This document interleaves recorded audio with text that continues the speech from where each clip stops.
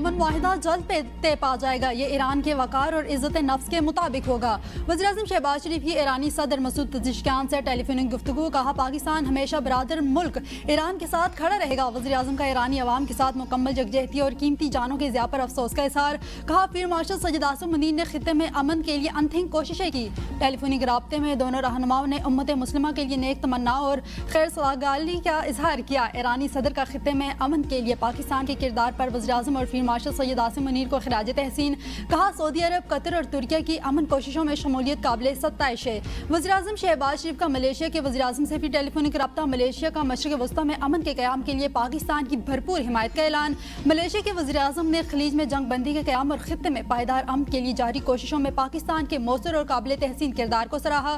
وزیراعظم شہباز شریف کا اظہار تشکر انہیں خطے میں قیام امن کے لیے جاری سفارتی کوششوں سے متعلق تازہ پیش رفت سے بھی آگاہ کیا۔ دونوں رہنماؤں کا لبنان میں اسرائیلی سیکورٹی فورسز کی کارروائی اور غزہ کی بگڑی ہوئی صورتحال پر گہری تشویش کا اظہار۔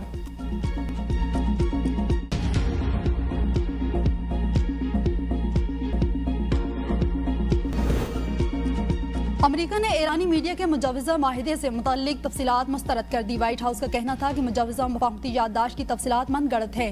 ایرانی میڈیا کی رپورٹ میں شامل دعوے موجود صورتحال یا مذاکراتی عمل کی درست عکاسی نہیں کرتے۔ صدر ٹرمپ نے ایران سے متعلق ریڈ لائنز واضح کر دی۔ ایران کے ساتھ مذاکرات اچھی طرح آگے بڑھ رہے ہیں۔ ایرانی سرکاری ٹی وی نے دعویٰ کیا ہے کہ فریم ورک کے تحت تجارتی جہازوں کے آمد و رفت کو جنگ سے پہلے والی سطح پر بحال کیا جائے گا۔ اپنا ہرمز میں جہازوں کی آمد و رفت ایران اور عمان مشترکہ طور پر سنبھال لیں گے۔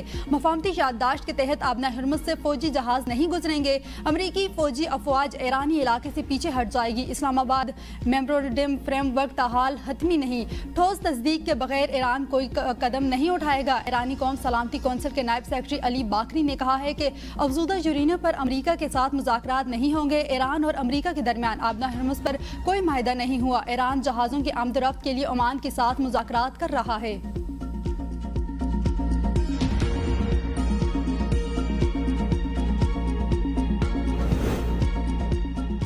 ایران کے ساتھ معاہدے کے لیے پر امید ہے۔ امریکی وزیر خارجہ کا کابینہ اجلاس میں اظہار خیال، کہا ہم چاہتے ہیں ایران سے اچھی ڈیل ہو، لیکن یہ واضح ہے کہ ایران کو ایٹمی مواد رکھنے کی اجازت نہیں دے سکتے۔ دیکھتے ہیں کہ یہ کیا ہوتا ہے۔ ہم متبادل راستوں پر غور کرنے سے پہلے سفارتکاری کو کامیاب ہونے کا ہر ممکن موقع دیں گے۔ جنوری سے اب تک وینزویلا کا 1 کروڑ سے زائد بیرل تیل امریکہ پہنچایا جا چکا ہے۔ وزیر جنگ نے دعویٰ کیا ہے کہ ایران نے شاید میزائل رکھے ہوئے ہیں، لیکن اس وقت وہ مزید میزائل نہیں بنا سکتے، وہ مزید ڈرونز بھی تیار نہیں کر سکتے، نہ ہی مزید جہاز بنا سکتے ہیں۔ وہ بات چیت کے لیے خود آئیں گے اور پسپائی اختیار کریں گے۔ حملے اور جنگ بندی کی خلاف ورزی برداشت نہیں، ایران کا بھرپور جواب دینے کا اعلان۔ ترجمان وزارت خارجہ اسماعیل بقائی کہتے ہیں امریکہ نے ہرمزگان میں جنگ بندی کی خلاف ورزی کی، ایران دفاع میں کوئی ہچکچاہٹ نہیں دکھائے گا۔ ایرانی ایروسپیس فورس کے کمانڈر سید مجید موسوی نے کہا ہے کہ جنگ بندی کی خلاف ورزیوں کے بعد جواب دینے کے لیے تیار ہیں، سپریم کمانڈر کے حکم کا انتظار ہے۔ ابراہیم رضائی بولے شیشے کے گھروں میں رہنے والے اپنے شیلٹرز تیار کر لو، بنکرز میں جانے کی تیاری کر لو۔ عرب میڈیا کے مطابق ایرانی پارلیمنٹ کے اسپیکر باقر کالیباف کے حالیہ دورہ قطر کے دوران مختلف ممالک میں منجمد ایرانی اثاثوں کی واپسی کے طریقہ کار پر بات چیت کی گئی ہے۔ تہران واشنگٹن کے ساتھ ممکنہ مفاہمتی یادداشت کے اعلان کے ساتھ ہی فنڈز کا نصف حصہ فوری حاصل کرنے پر اصرار کر رہا ہے۔ ایران چاہتا ہے کہ منجمد اثاثوں کا دوسرا نصف حصہ 60 دنوں کے اندر منتقل ہو جائے۔ 24 ارب ڈالر کی منجمد اثاثے فوری واپس کیے جائیں۔ نائب وزیراعظم اور وزیر خارجہ اسحاق ڈار 29 مئی کو امریکی وزیر خارجہ مارکو روبیو سے ملاقات کریں گے۔ اسحاق ڈار کی اقوام متحدہ کے سیکرٹری جنرل انطونیو گوتریس سے ملاقات۔ مشرق وسطی کی صورتحال، خطے میں امن و استحکام کے لیے پاکستان کی سفارتی کوششوں پر تبادلہ خیال، کشمیر، افغانستان، فلسطین اور سلامتی کونسل اصلاحات پر بھی گفتگو کی گئی۔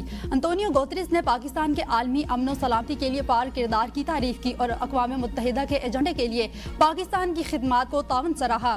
اسحاق ڈار کی بحرینی وزیر خارجہ ڈاکٹر عبداللطیف سے بھی ملاقات۔ پاکستان اور بحرین کے درمیان برادرانہ تعلقات مزید مضبوط بنانے پر اتفاق کیا گیا۔ مختلف شعبوں میں شراکت داری کے فروغ کے عزم کا اعادہ، تجارت، سرمایہ کاری اور معاشی تعاون بڑھانے پر گفتگو، دو طرفہ تعلقات کو نئی جہت دینے پر اتفاق کیا گیا۔ اسحاق ڈار کی نیو یارک میں پرتگال کے وزیر مملکت خارجہ امور سے بھی ملاقات، دو طرفہ تعلقات، علاقائی پیش رفت اور UN سمیت کثیر الجہتی فورمز میں تعاون پر امریکی عوام کی اکثریت نے ایرانی جنگ کے فوری خاتمے کے حق میں رائے دے دی ہے۔ فوکس نیوز کے سروے کے مطابق صرف 39% ووٹرز فوجی کارروائیاں جاری رکھنے کے حامی ہیں، 92% امریکیوں نے جنگ ختم کرنے کی حمایت کی، 66% امریکہ کا خیال ہے کہ کوئی بھی معاہدہ ایران کی جوہری ہتھیار بنانے سے نہیں روک سکے گا، 2/3 امریکیوں کو ایران میں امریکی اہداف کے حصول پر اعتماد ہے، 61% امریکیوں کا خیال ہے کہ جنگ سے دہشت گردی کے خطرات بڑھتے ہیں،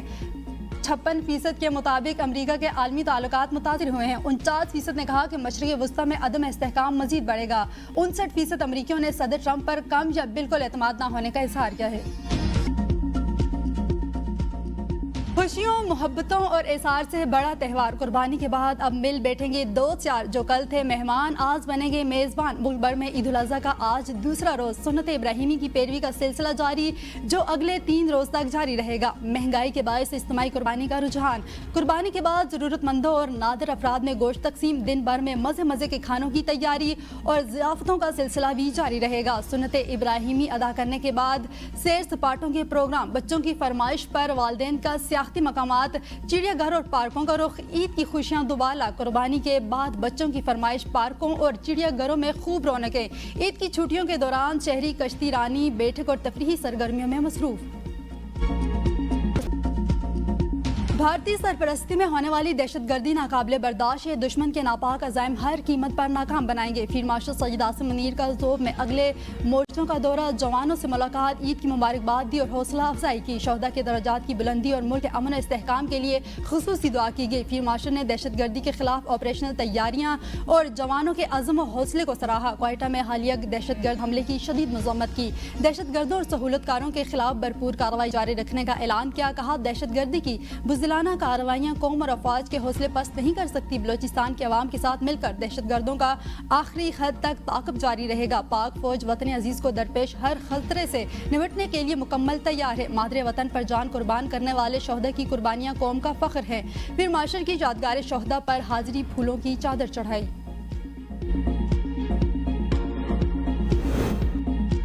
صدر مملکت آصف علی زرداری سے نواب شاہ میں وزیر اعلیٰ سندھ مراد علی شاہ، ڈپٹی اسپیکر قومی اسمبلی سید غلام مصطفیٰ شاہ، صوبائی وزراء اور دیگر معززین کی ملاقاتیں۔ صدر مملکت کو عید کی مبارکباد دی، ملاقات میں ملک کی سیاسی صورتحال اور دیگر امور پر تبادلہ خیال کیا گیا۔ صدر مملکت نے ہدایت کی منتخب نمائندے اپنے حلقوں کی عوام کے مسائل ترجیحی بنیادوں پر حل کریں اور عوام کے درمیان رہیں۔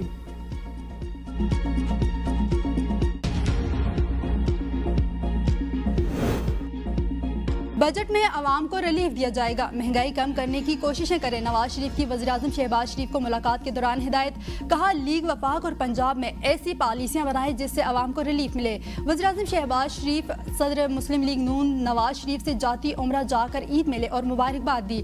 وزیر اعلیٰ مریم نواز بھی، حمزہ شہباز، سلیمان شہباز اور فیملی کے دیگر افراد بھی موجود تھے۔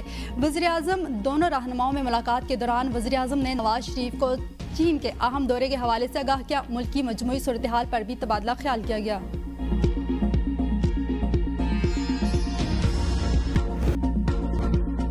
28 مئی یوم تکبیر، قومی تاریخ کا یادگار اور قابل فخر دن۔ 28 مئی 1998 کو چاغی کے پہاڑوں میں 5 دھماکے کر کے پاکستان نے ہمسائے اور دشمن ملک بھارت کی برتری کا غرور ہاک میں ملا دیا۔ اس کے ساتھ ہی پاکستانی ایٹمی قوت رکھنے والا دنیا کا 7واں اور عالم اسلام کا پہلا ملک بن گیا۔ یہ کامیابی محض ایک سائنسی کارنامہ نہیں بلکہ قومی خودداری، سالمیت اور دفاعی خود مختاری کی علامت ہے۔ اس دن پاکستان نے دنیا کو دکھایا کہ وہ اپنے دشمنوں کے چھاریت کا منہ توڑ جواب دینے کی صلاحیت رکھتا ہے۔ اس دن کی مناسبت سے ملک بھر میں تقریبات